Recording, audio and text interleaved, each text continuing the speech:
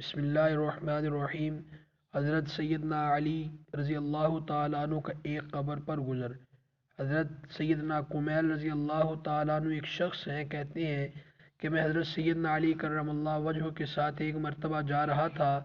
وہ جنگل میں پہنچے، پھر ایک مقبرہ کی طرف متوجہ ہوئے اور فرمایا، اے مقبرہ والو، اے بوسیدگی والو، اے وحشت اور تنہائی والو، کیا خبر ہے، کیا حال ہے؟ پھر ارشاد فرمایا کہ ہماری خبر تو یہ ہے کہ تمہارے بعد اموال تقسیم ہو گئے، اولادیں یتیم ہو گئیں، بیویوں نے دوسرے خاوند کر لیے، یہ تو ہماری خبر ہے، کچھ اپنی تو کہو۔ اس کے بعد میری طرف متوجہ ہو کر فرمایا، کمیل، اگر ان لوگوں کو بولنے کی اجازت ہوتی اور یہ بول سکتے تو یہ لوگ جواب میں یہ کہتے کہ بہترین توشہ تقوی ہے۔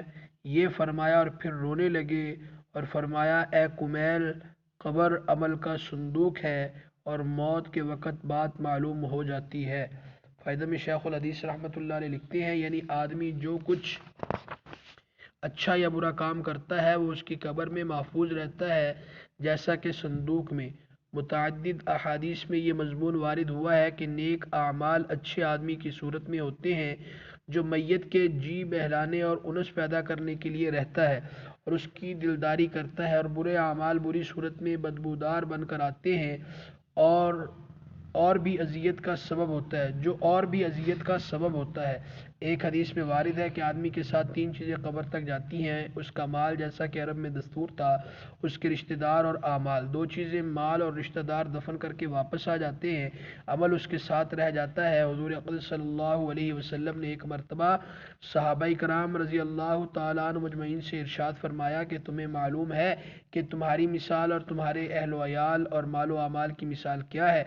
صحابہ رضی اللہ عنہ مجمعین کے دریافت فرمانے پر حضور اقدس صلی اللہ علیہ وسلم نے ارشاد فرمایا کہ اس کی مثال ایسی ہے جیسے ایک شخص کے تین بھائی ہوں اور وہ مرنے لگے۔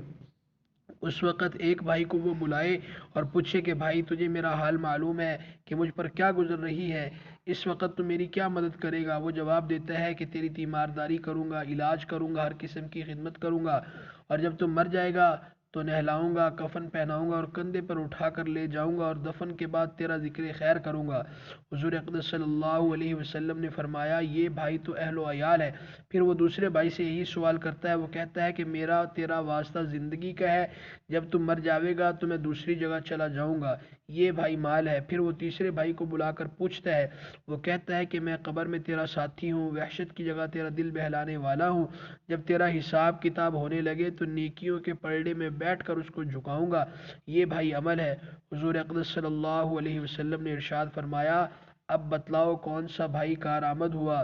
صحابہ کرام رضی اللہ تعالیٰ عنہ مجمعین نے عرض کیا، یا رسول اللہ صلی اللہ علیہ وسلم، یہی بھائی کارآمد ہے، پہلے دونوں تو بے فائدہ ہی رہے۔